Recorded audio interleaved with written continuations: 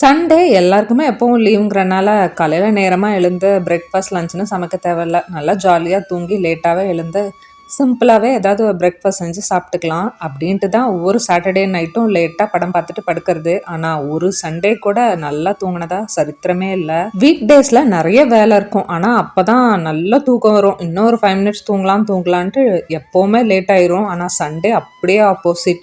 6 மணி, அதுவும் சம்டைம்ஸ் 5:30 5:45 கூட முழிப்பு வந்துடும். அதுக்கப்புறம் சுத்தமாகவே தூக்கம் வராது. மார்கழி தைப்பூசம்னு சொல்லி ஆல்மோஸ்ட் ஒரு 2 மந்த்ஸ்க்கு மேலேயே ஆயிடுச்சு நான்வெஜ் வீட்டில் எடுத்து சமைச்சு சாப்பிட்டு. நடுவில் பொங்கல் டைமில் மட்டும் ஒரு வாட்டி எடுத்திருந்தோம். அதுக்கப்புறம் இப்போ தான் மட்டன் தான் எடுத்துகிட்டு வந்திருந்தாங்க. மட்டன் குழம்பு, வறுவல், எக்கோட லஞ்ச் சூப்பராக சாப்பிட்டாச்சு. லஞ்ச் ஹெவியாக சாப்பிட்டுக்கலான்னு சொல்லி காலையில் எல்லாருக்குமே பப்பாயா தான். நல்லா பசி ஆயிடுச்சு. திருப்தியாக லஞ்ச் சாப்பிட்டு முடிச்சுட்டு ஈவினிங்க்கு மேலே அரிசி ஊற போட்டிருந்தேன். அதை அப்படியே கிரைண்டரில் போட்டு சைடில் டின்னருக்கு அப்படியே சப்பாத்தி ரெடி பண்ணிட்டேன்.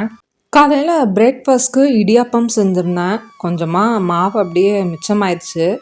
எப்போவும் இந்த மாதிரி மிச்சமானாலும் இடியாப்பம் செஞ்சு வச்சுருவேன். நைட்டு போல் அதை அப்படியே சும்மா சிம்பிளாக தாளித்து லெமன் சேவை மாதிரி செஞ்சு சாப்பிட்டுக்கலான்ட்டு.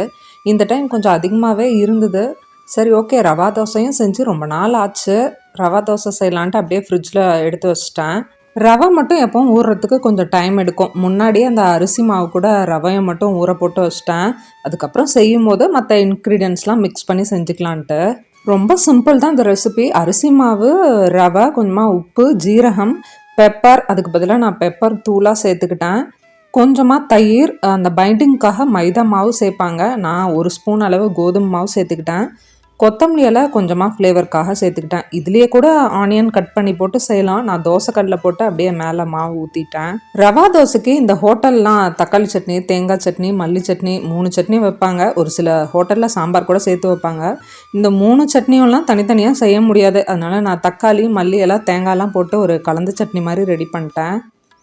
அரிசி மாவு இல்லைனா தான் நமக்கு எப்போவாவது ஹெல்த்தியாக சாப்பிட்லான்ட்டு தோணும். அப்படி இல்லாமல் மாவு இருந்தாலுமே சரி, சப்பாத்தி, பூரி, பொங்கல், இட்லி, தோசைன்னு இல்லாமல் ஹெல்த்தியாக ஏதாவது அட்லீஸ்ட் வாரத்துக்கு 2 டைமாவது எடுத்துக்கணும்னு பிளான் பண்ணியிருக்கேன். இந்த மாதிரி சாலட் வெரைட்டிஸ்லாம் மந்த்லி ஒன்ஸ், 1.5 months ஒன்ஸ் பண்ணுறது வழக்கம் தான். இருந்தாலும் கண்டிப்பாக இனிமேல் வாரத்துக்கு ஒரு டைமாவது எடுத்துக்கணும். வேர்க்கடலையே உரிச்சிட்டு நைட்டே ஊற போட்டு வச்சுருந்தேன்.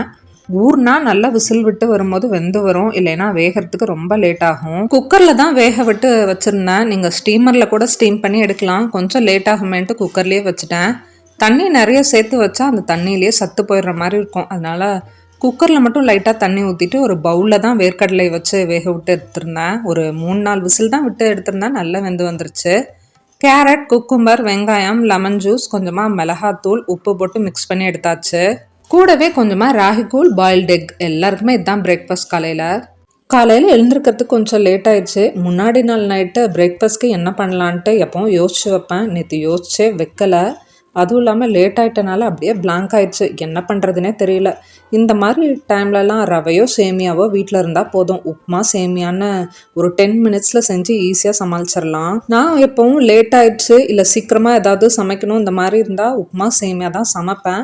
இதே மாதிரி 10 மினிட்ஸில் குயிக்காக வேறு ஏதாவது செய்ய முடிகிற ரெசிபீஸ்லாம் உங்களுக்கு தெரிஞ்சதுன்னா கண்டிப்பாக கமெண்ட்ஸில் ஷேர் பண்ணுங்கள். எல்லாருக்குமே யூஸ்ஃபுல்லாக இருக்கும். சட்னி கூட செய்யலை, தேங்காயும் இல்லை, டைமும் இல்லை. முன்னாடி நாள் நைட்டு தோசைக்கு பாசிப்பருப்பு சாம்பார் தான் வச்சுருந்தேன். அது கொஞ்சம் மிச்சமாயிடுச்சு. அதையே வச்சு சைட் டிஷ்ஷாக சமாளிச்சாச்சு. அப்படியே கொஞ்சமாக ராகி கூழும் வச்சுட்டேன். பாப்பாவும் ஹஸ்பண்டும் காலையிலேயே குடிச்சிருவாங்க. நான் ஒரு 11 o'clock மேலே ஏதாவது காஃபி, டீ குடிக்கலாம் போல் இருக்கும். அந்த டைமில் சூடு பண்ணி குடிச்சிருவேன். லஞ்சுக்கு அப்படியே சிம்பிளாக 1 pot ரைஸ் மாதிரி செஞ்சுக்கலான்ட்டு மில்லட் ரைஸில் சாம்பார் சாதம் செஞ்சுட்டேன். நேற்று தேர்ஸ்டேங்கிறனால காலையிலேருந்து மதியம் வரைக்குமே க்ளீனிங் வேலை தான் போயிட்டு இருந்தது. பாப்பாவை பிக்கப் பண்ணிட்டு வரும்போது கொஞ்சமாக ஃப்ரூட்ஸ் வாங்கிட்டு வந்திருந்தேன். அதெல்லாம் அரேஞ்ச் பண்ணி வச்சுட்டு அப்படியே இந்த சம்படத்தில் எப்போவுமே இட்லி ரைஸ் தான் போட்டு வைப்பேன். ஒன்ஸ் காலி ஆகிட்டா எப்போவுமே வாஷ் பண்ணிட்டு சன்ட்ரை பண்ணிட்டு அதுக்கப்புறமா தான் அடுத்த பேட்ச் போட்டு வைப்பேன். அதையும் போட்டு வச்சுட்டு அடுத்தது டின்னர் ரெடி பண்ண ஆரம்பிச்சிட்டேன். சின்ன வெங்காய சட்னி தான் ரெடி பண்ணிட்டு இருந்தேன். இந்த வெங்காய சட்னி ரொம்பவே டேஸ்ட்டாக இருக்கும். என்ன இந்த வெங்காயம்லாம் தொளிச்செடுக்கிறதுக்கு தான் கொஞ்சம் டைம் இழுக்கும். இப்போல்லாம் 30+ ஆனாவே ஏதோ வயசான ஃபீல் கொடுக்குற மாதிரி இருக்குது. இதுக்கு முக்கியமான காரணமே இந்த கால் வலி தான்.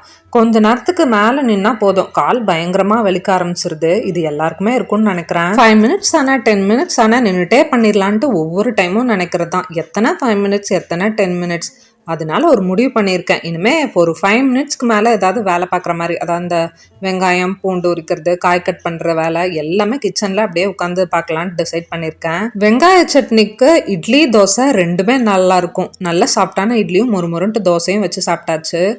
கொள்ளுப்பருப்பு குழம்பு வச்சு ரொம்ப நாள் ஆன மாதிரி இருந்தது. ஏதோ திடீர்னு ஞாபகம் வந்தது, சாப்பிடணும் போல் இருந்தது. முருங்கைக்காய் வீட்டில் நிறையா இருந்தனால முருங்கைக்காய் போட்டு கொள்ளுப்பருப்பு குழம்பும் பீட்ரூட் பொரியலும் லஞ்சுக்கு செஞ்சுருந்தேன். சாப்பிட்டு முடிச்சுட்டு வண்டி சர்வீஸ் கொடுலான்ட்டு பக்கத்தில் போயிருந்தோம். அங்கே பார்த்தா லஞ்ச் டைம்னு சொல்லி சாப்பிட போயிட்டாங்க. என்ன பண்ணுறதுன்னு தெரில. அப்புறம் பக்கத்தில் இருக்க ஜூஸ் ஷாப் போயிட்டு அங்கே ஒரு ஃபலூடாவும் ஆரஞ்சு ஜூஸும் குடிச்சிட்டு அதுக்கப்புறம் என்னெல்லாம் சொல்லணுமோ அதெல்லாம் சொல்லிட்டு அங்கேருந்து கிளம்பியாச்சு. ஈவினிங் பக்கமாகவே ஆயிடுச்சு. ஒரு சூடாக காஃபி குடிச்சிட்டு அடுத்த வேலையை பார்க்க ஆரம்பிச்சிட்டேன். டெரஸில் இருந்த செடியெலாம் நல்ல க்ரோத்தில் தான் இருந்தது. என்னாச்சுன்னே தெரில.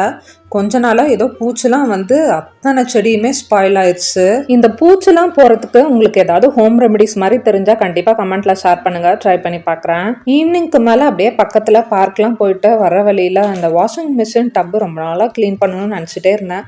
அதுக்கு பவுடரும் வாங்கிட்டு டின்னர் சாப்பிட்டு முடித்தோம். ரைஸ் கொஞ்சம் இருந்தது, குழம்பும் இருந்தது. வடகம் மட்டும் பொரிச்சிட்டு தோசை போட்டு எல்லோரும் சாப்பிட்டாச்சு.